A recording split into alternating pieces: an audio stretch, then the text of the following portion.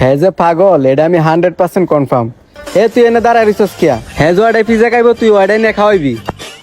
আচ্ছা মহাজন, আমি দিতাছি, তুমি যে ওখানে বসো, তোমার জন্য পিৎজা নিয়ে আসতেছি। আচ্ছা অনেক যাই বইতেছি, আপনি তাইলে পিজ্জা লইয়ে আসেন। খালি 2টা পরোটা দিস না, সাথে 2টা সিঙ্গারাও দি। আচ্ছা মহাজন, দিতাছি।